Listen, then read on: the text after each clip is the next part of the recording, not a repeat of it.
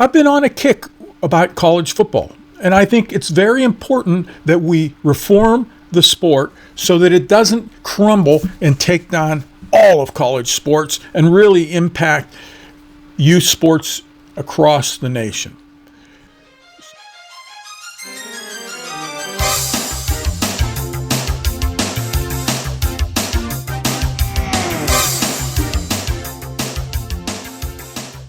So in episode number 88, we heard from Coach Nick Saban. Hopefully that can draw a little bit of attention and some eyes to it and leadership. But the reform package that I published a while ago, it's at 4rs.org or my Substack, I think has a lot of merit, and I need to have some people spread the word, share it about, allow for some people to object. Right now, everybody that has seen it and studied it really appreciate it, and I think it has a lot of great benefits.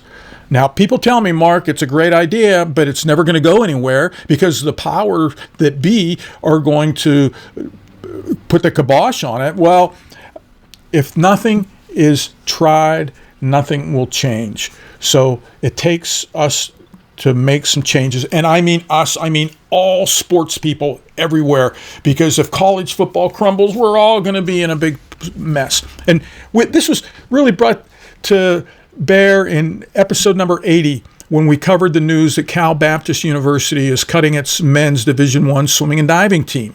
Well, there's an update. There's a full-time coaching job that is also vanishing too. It's the diving coach. She was told to assist the divers on the team into the college portal so that they could find another home because her job was going to be eliminated. So college diving full-time coach at Cal Baptist is going to go away, and that spells trouble for the future of the women's swim team too. And Cal Baptist doesn't even have football.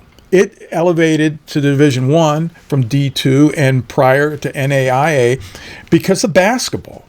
But the spending that's occurring is mind-blowing in certain regards. They're asking a lot of money for North Dakota to join the big-time football.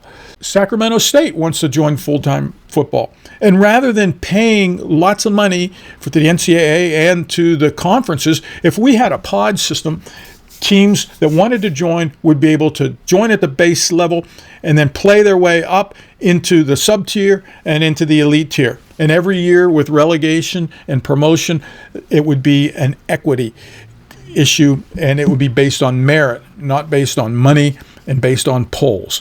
So I think it's fair and just that a team can build and a program can grow and it can find a layer that makes good sense for their participation.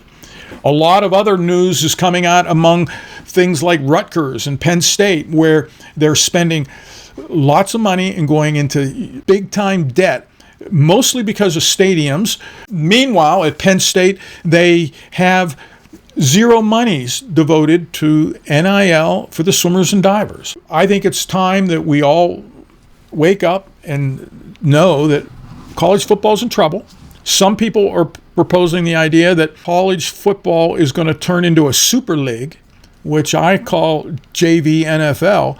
And then when that happens, it'll probably be about 30 teams, and all those other teams are just going to evaporate.